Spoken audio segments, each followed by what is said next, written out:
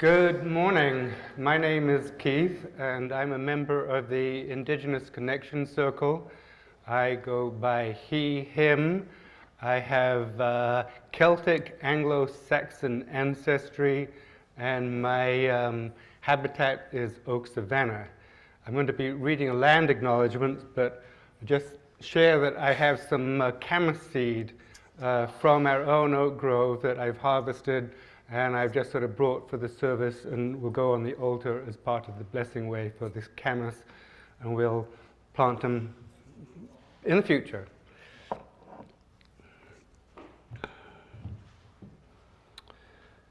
Our land acknowledgement is an act of remembering, an act of repair, an act of accountability, acknowledgement, and atonement. Let us take a moment to reflect upon this place where we gather. Let us recall that this is the stolen ancestral lands of the Chela Mela and Chipin bands of the Kayupi people, whose descendants still live among us. For time out of mind, indigenous people lived here along the Willamette River, maintaining the diverse oak savanna ecosystem through careful land management, based on their deep understanding and sense of kinship with the world around them. White American settlers, colonizers, decimated entire villages with disease, forcibly laid claim to the land, and brutally removed the Kayupi people, along with over 30 other tribes, to what are now the Confederated Tribes of Grand Ronde and the Confederated Tribes of Siletz Indians. The attempts to destroy native culture continued through the banishment of languages, broken treaties, and the separation of children and their families sent to boarding schools where children were abused and traumatized. Today, there are ongoing efforts in our region to revitalize languages, restore land and water rights, cultivate indigenous arts and sciences, and reestablish the sovereignty of native tribes. Let those of us who occupy this land resolve together to dismantle the ongoing legacies of settler colonialism. May we do our part to steward this land, and may we continue to strengthen our relationships with our indigenous neighbors. Iliu, Iliu, Iliu is a Kayupuyan word for joyful, joyful, joyful.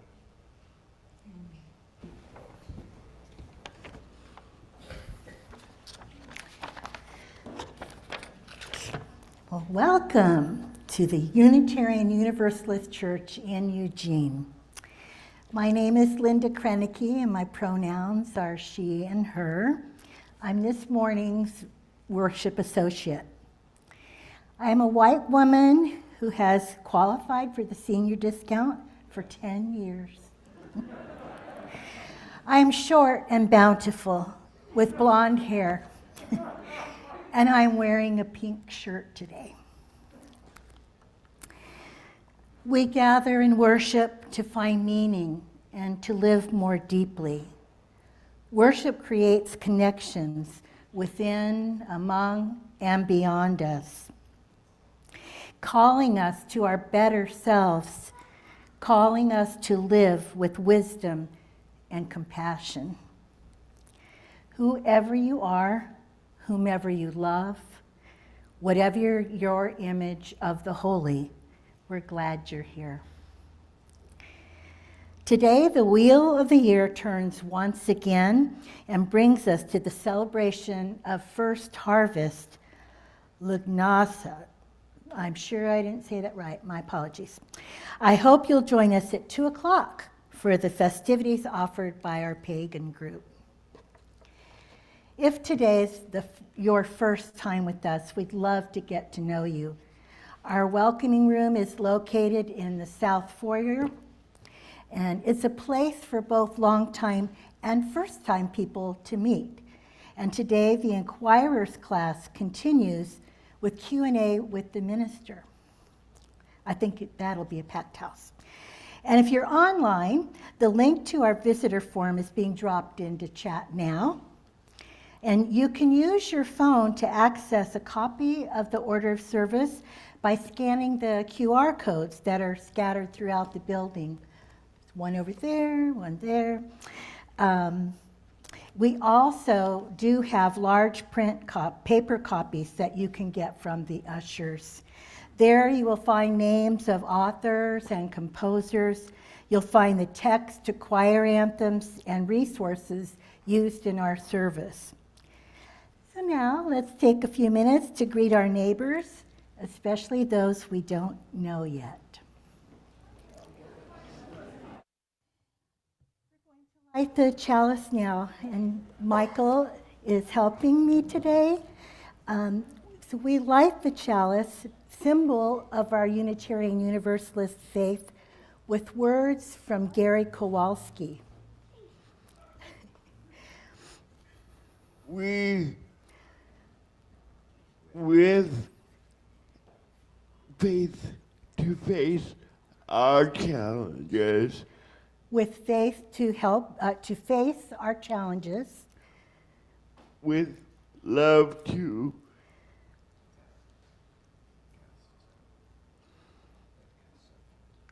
that casts out fear, with love that casts out fear, with hope to trust tomorrow. with hope to trust tomorrow. We accept this day as the gift it is. We accept this day as the gift it is. Thank you, Michael. Good Sunday morning, everyone. Hello, Zoom friends. I hope you know that you are a very important part of our worshiping community, and we're really glad that you're here with us. My name is Jen Youngsun, and I am this congregation's minister. My pronouns are she and her, and I've hung up my robes for the summer because it's just too hot. And so today I'm wearing mostly black, and my hair is mostly black, although there's more and more white as the years go on. I'm wearing glasses as well. So you've noticed that some of us are introducing ourselves with personal descriptions, and the reason that we're doing this is so that people who have limited eyesight can just get a better sense of who is speaking. Last Sunday, in the early morning hours, someone ignited a firebomb outside the main entrance of the Community Unitarian Universalist Church in Plano, Texas. It caused extensive damage, but thankfully didn't injure anyone.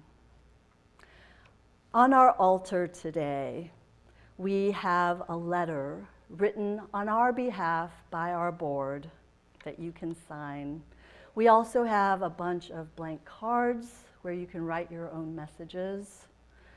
Zoom friends, you can type your message to the Plano Church in the chat, and we'll print that out and include that in our packet that we send to them. So Zephyr and Amy, could you just make sure that the chat remains open after the service concludes, and so our Zoom friends can just wait until the end of service to write those messages in the chat. Thank you so much. So I imagine that some of you are feeling nervous or scared, maybe angry, heartbroken about what has happened.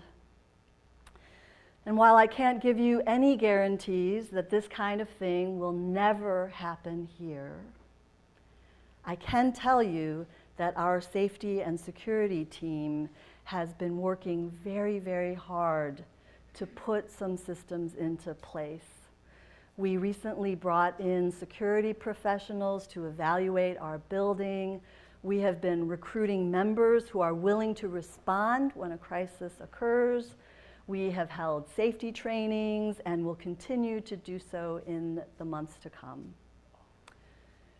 The staff and the board and the safety team are always thinking about how to keep everyone safe while keeping the doors as open as possible and keeping our hearts as open as possible. Several weeks prior to that attack in Plano, a right-wing YouTuber and his friends attended worship services at that UU church, pretending to be LGBTQ in order to, quote, test the church's theology and to expose false teachers. They later uploaded that video calling the church pagan and satanic, and it gained over 200,000 views. Now, there's no proof that there's a connection between that video and the attack on the church last week.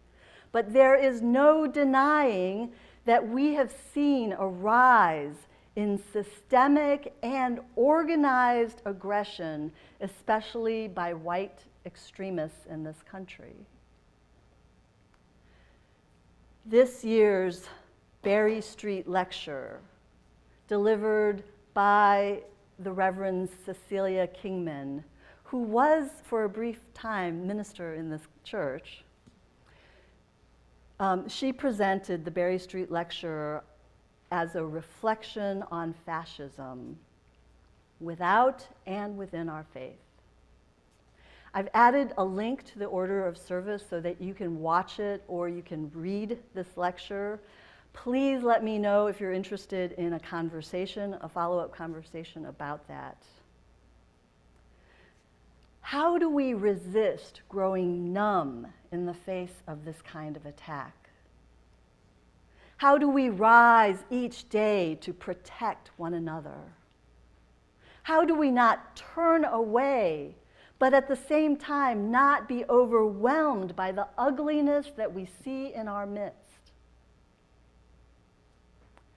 Reverend Kingman urges us to be tenacious in our spiritual practice and our community care. And so that's what we're going to do today. We're going to be tenacious in our care for each other, and we're going to be tenacious in our spiritual practice. Now, before that attack last week on our friends in Texas, I had planned a nice little sermon about the 6 sources of our faith. I was going to talk about the first one. Number 1 source, do you know it? Yep, that one. The direct experience of transcending mystery and wonder. So I'm still going to talk about that, about direct experience, but just from a slightly different perspective. Because it occurred to me, it's not just a primary source of wisdom and inspiration for us. It is also a very important spiritual practice, one that helps to erase walls of separation and helps us to expand our circle of care and love. So come, let us be tenacious today. Come, let us worship together.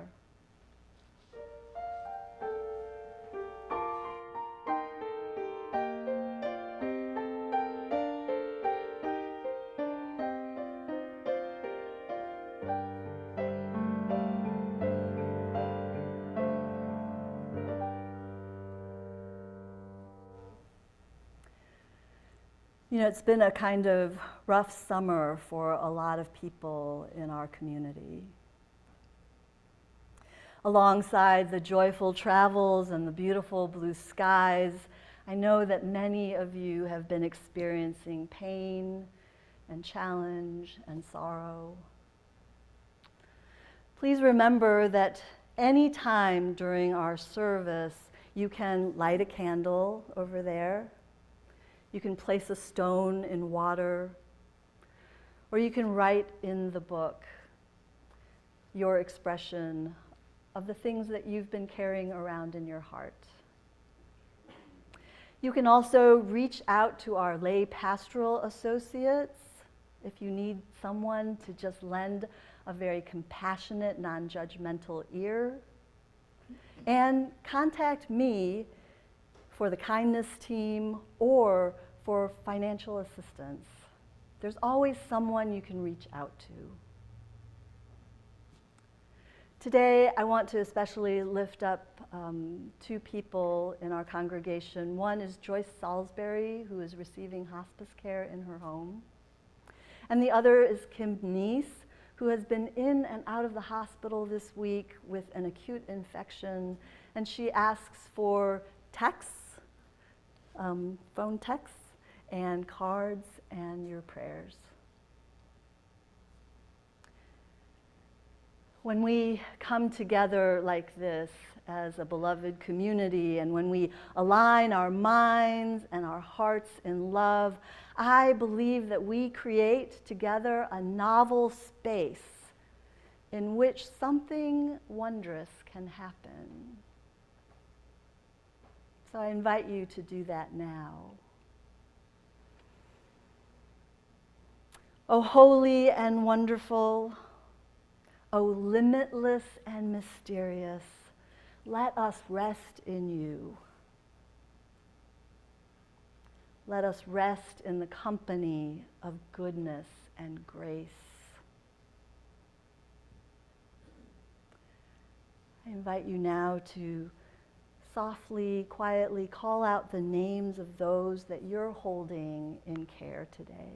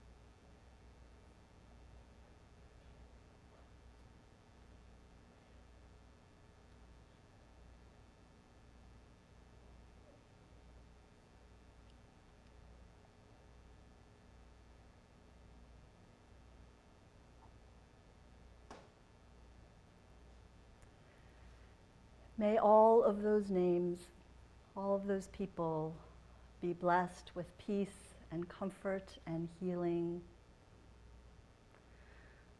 For all the words that have been uttered and for all of the prayers that remain in the silent sanctuaries of our hearts, we are ever grateful.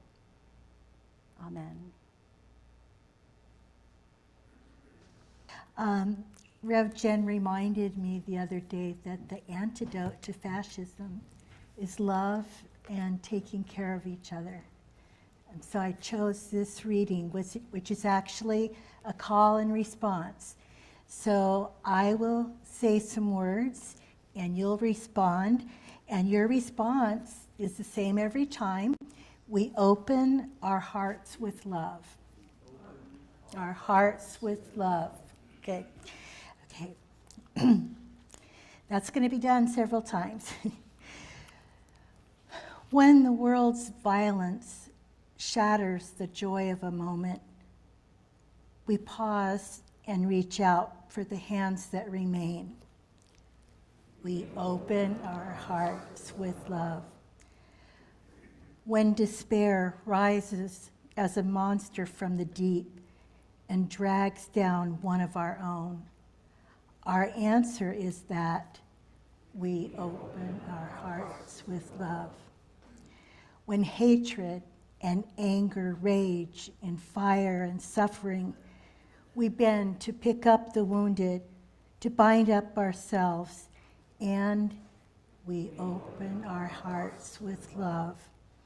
When fear whispers, build more gates, add more locks, the blessed are those who defend themselves, we rock these fears to sleep and let them rest as we open our hearts with love. People will do unspeakably cruel and horrible things. We know this fact. We live and die this daily all around the world, every community and every wasteland. But we know the answer is found only with one action, and so we open our hearts with love. Hatred never ceases by hatred, but by love alone can be healed. This is the truth we affirm. We live with courage and with a wider and wider circle of that force that bends our lives to ones of mercy, justice, and compassion. We open our hearts with love. It's the truth. Just by being born, you are loved. There is something within you and every person that can be loved. We open our hearts with love. In love, we pray for those families, those individuals, all the persons here and everywhere who are desperately sure that there is not enough love in the world for them to have some, who are desperately sure they do not matter. In love with life, in love with the beloved, we turn to answer that desperation with assurance. You are loved. You are lovable. We will and do love you. Now attend to your life's work, to love.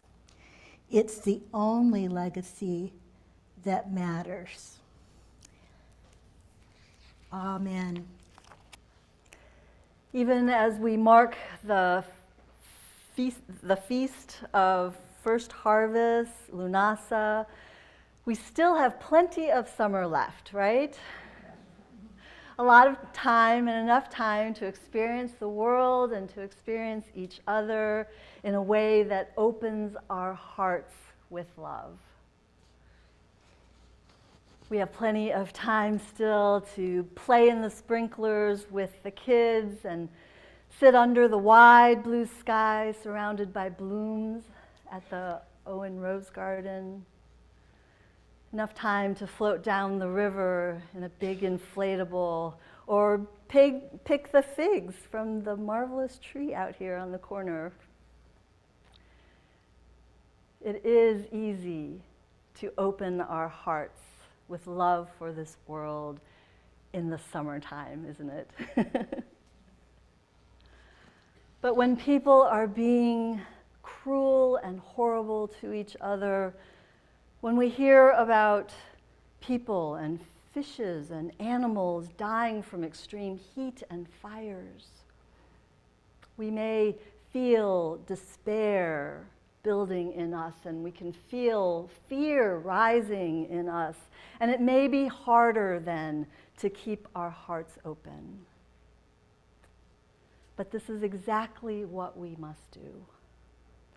And there are many ways to do this. I know that you all are serious practitioners of life, and you have found your way. You have figured out a way to keep your heart open.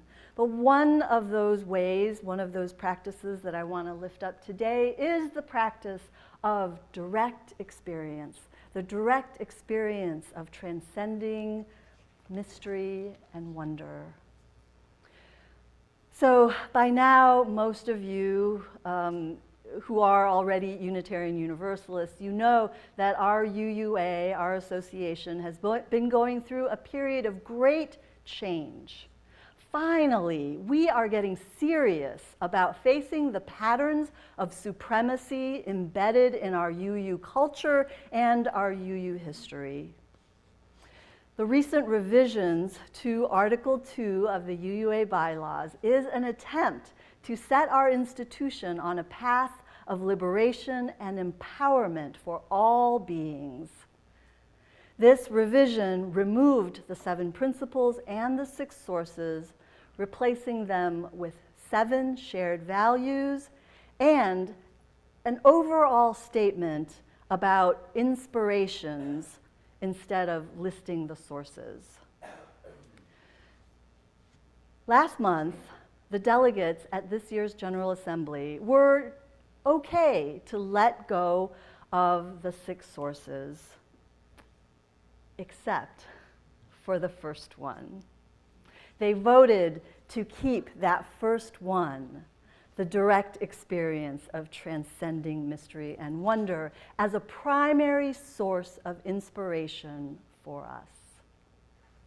And to me, this makes complete sense. It reflects our UU theology, and, as I said earlier, it is a powerful spiritual practice that can help us to be the people we are striving to be and can help build the world that we envision.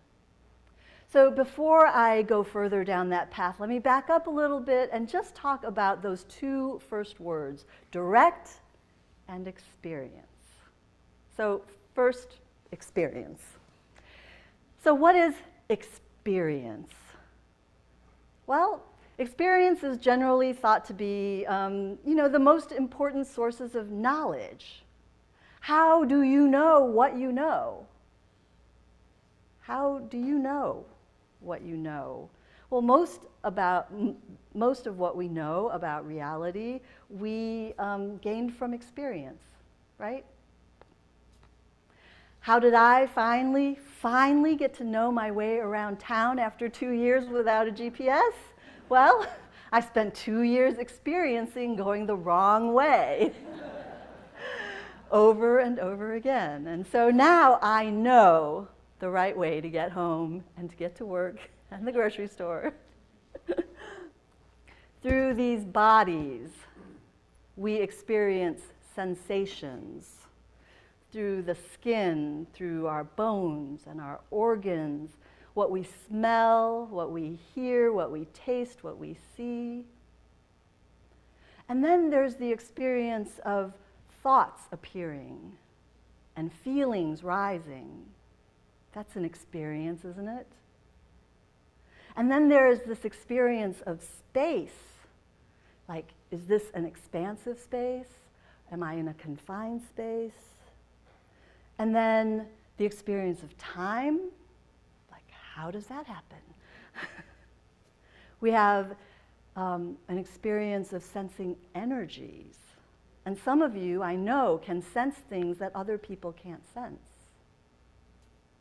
When we experience music, what is that? I mean, that's hearing, yes, but it's also feeling vibrations in our body and the mind thinking about structures of chords and harmony, and then our emotions, right? Our emotions and memories. Experience is how we know ourselves and the world around us. And then there's that word direct. Direct experience. I read this kind of ironic quote this week from Ian Spalter. Ian Spalter. Does anybody know who Ian Spalter is? Well, Ian Spalter is the engineer that designed Instagram. And he said something that kind of made me go, He said, "To experience the world unmediated is the most beautiful thing we can do." Basically, he said, direct experience is the best. Don't look at the world through Instagram photos and moving images.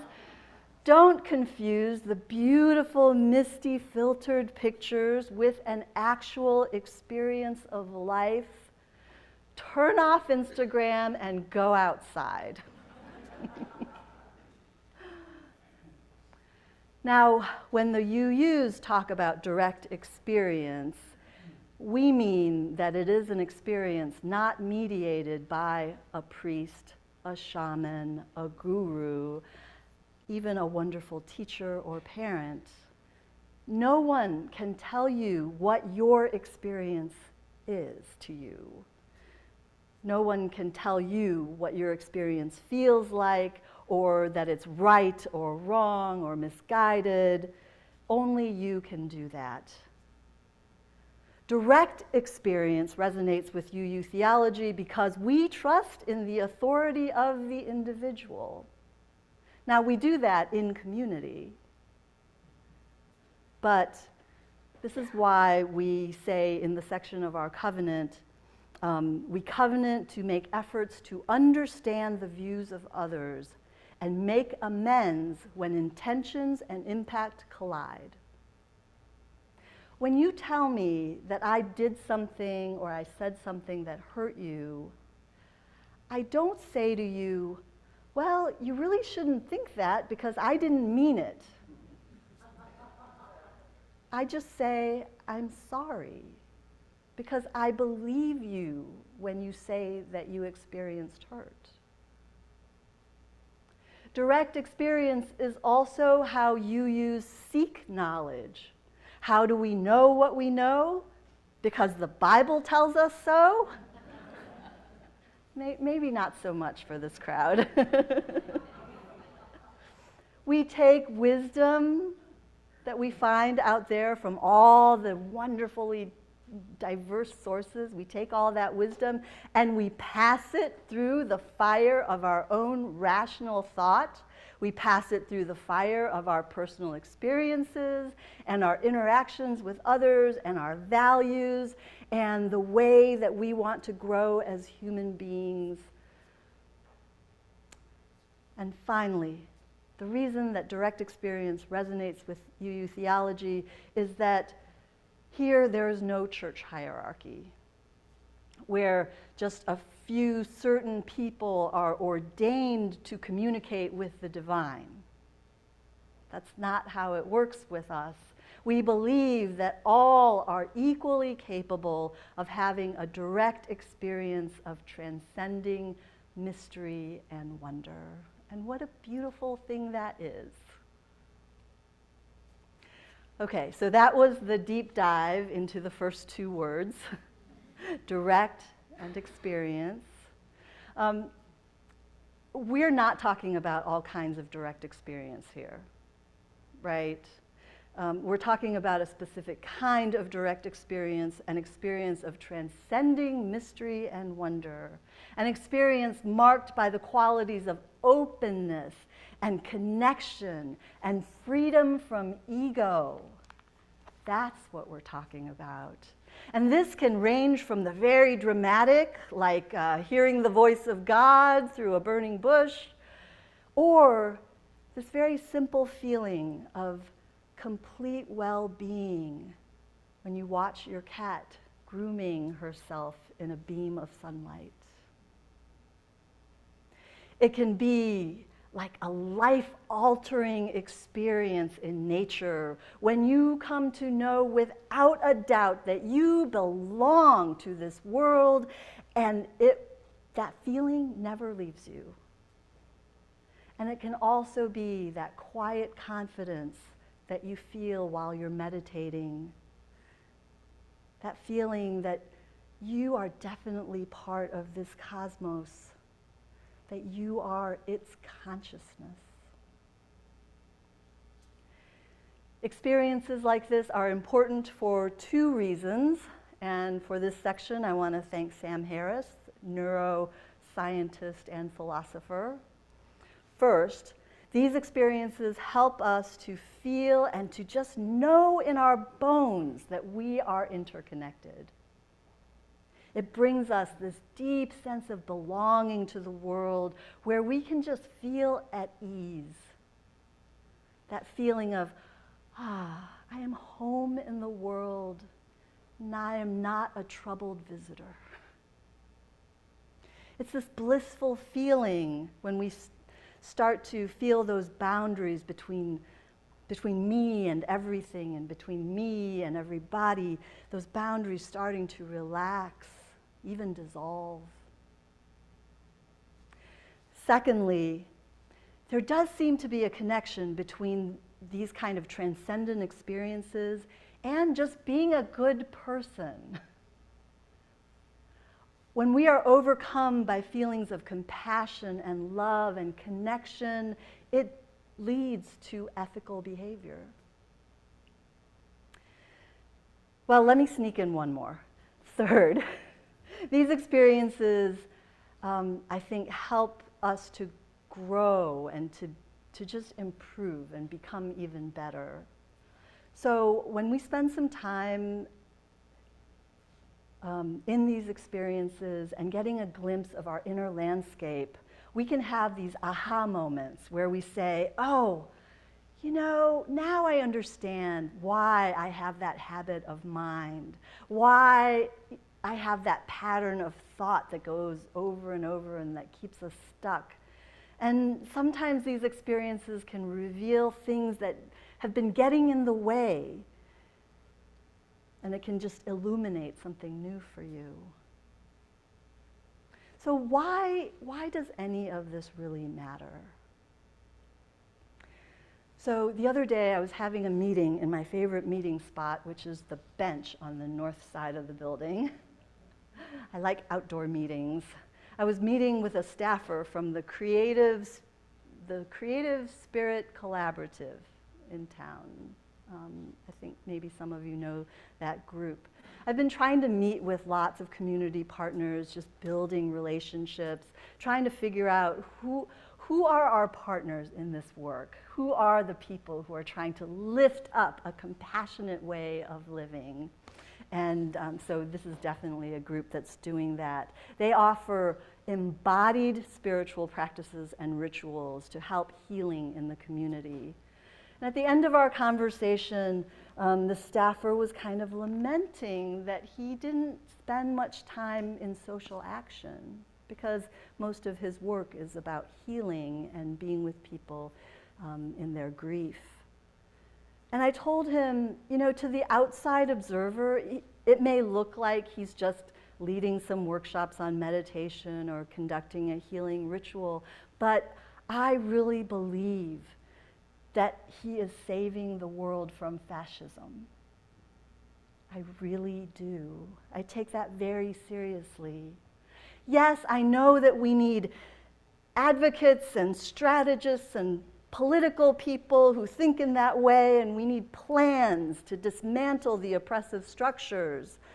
But I also know that those people can get really burned out if they don't rest, and they can even become aggressive or violent if they don't find some time for spiritual practice.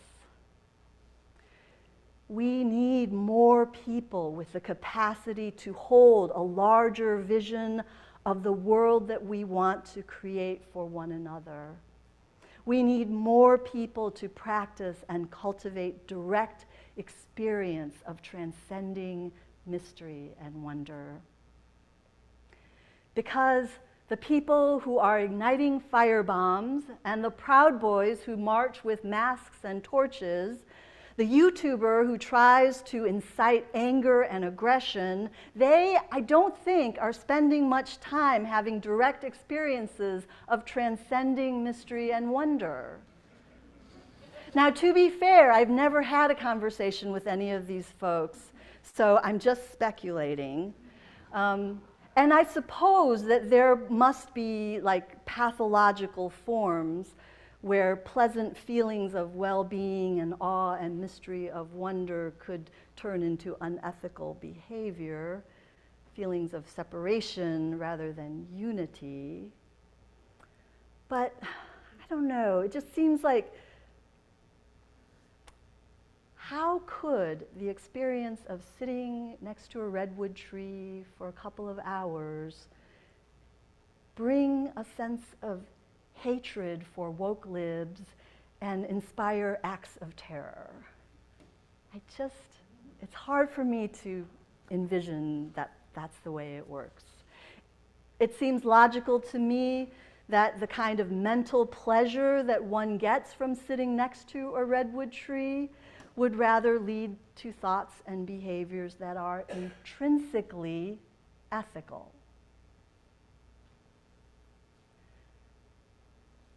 When everything is falling apart and chaotic, we can be grateful that we have cultivated a lifetime of these amazing experiences. Experiences of the inexplicable. Because how else could we rise each morning instead of burying our heads under bed covers and sewing them shut? These are the words of the poet Karen Johnston. How we rise each morning instead of burying our heads under bed covers, sewing them shut. Why we keep on welcoming babies with bone-deep joy into this sordid world. How we fill burlap sacks with grit and gratitude, our hands shredded as we drag one over the other. How we refuse the daily pull toward greedy dark, keeping at least one toe, some of us a whole torso, in the light, inexplicable.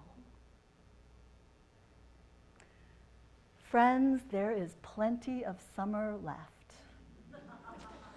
May you find the time and the space to just go outside and experience the expansive generosity of this one precious life. May it be so. Amen. So let's say together our closing words as Linda helps us to extinguish our chalice. We extinguish this flame, but not the light of truth, the warmth of community, or the fire of commitment. These we carry in our hearts until we are together again. And now go out into this wondrous day and into this brand new week and keep your hearts ever open. Go in peace, my friends.